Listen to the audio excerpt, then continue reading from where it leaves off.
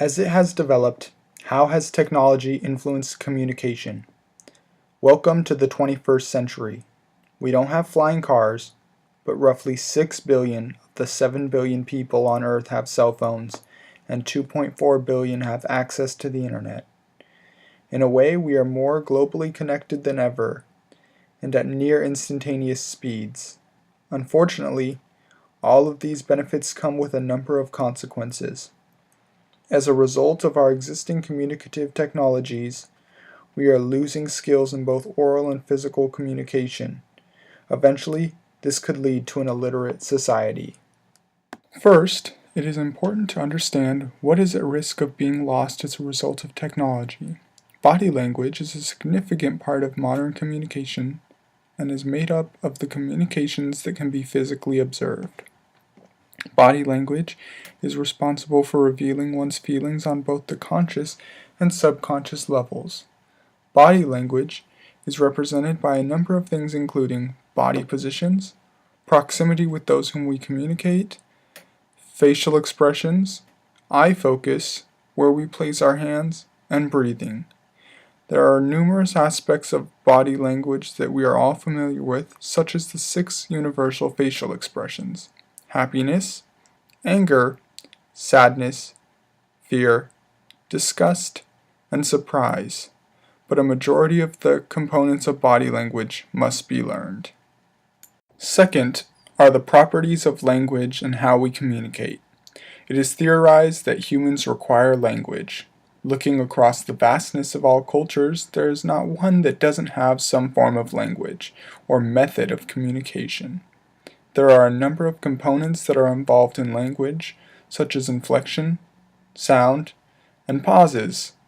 In order to understand a language, you must know where the words start and end, you must know how to make the noises to execute the sounds, and you must understand the context of the tones, whether it's to portray emotion or to form a question.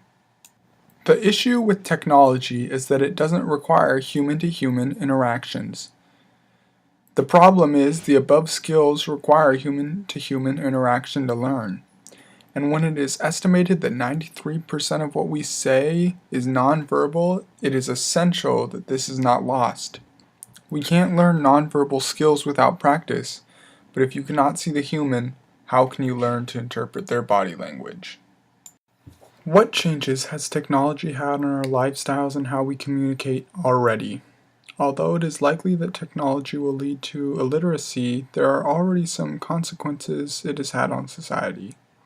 Looking at the telephone, there are a number of negative effects that it has had on people and their perceptions. First, telephones are responsible for the loss of secrets. It has been confirmed that the government has the ability to listen to conversations we have over the telephone. This concerns people that their everyday lives and secrets are being scrutinized and observed. Second, people found that the telephone was responsible for complicating their lives. It made it so that a number of people whom you didn't want to communicate with now had access and ability to connect with you. We are berated with calls from people asking for money or offering us a product or service we don't want. In addition to dealing with these things, operating systems have made communication very difficult. The interactions over the phone can be clunky and useless, making things more difficult than they need to be. Next is texting and all the problems that have come along with that. Texting is something that arose in popularity with cell phones. A service that they provided was originally a means for rapid, short communication and has evolved into something far more potent. Eventually, phone companies began offering unlimited texting. As a result, children began to send and receive an average of 2,272 texts a month. This is a real trouble because it has a lot of negative effects on the teen minds. It is responsible for anxiety, distraction in school and academics, falling grades, repeated stress-related injury, and sleep deprivation. These are especially profound impacts on the mind of a developing child. Texting is also responsible for eliminated focus. Because children have to learn to redirect their focus towards the phone, they are no longer paying attention to the task at hand.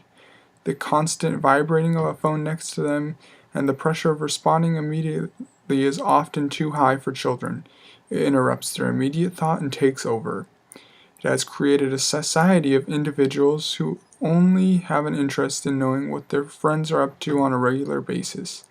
Until people can learn to ignore their phones, then they won't be able to focus on the tasks at hand. Social media builds upon the issues introduced by texting.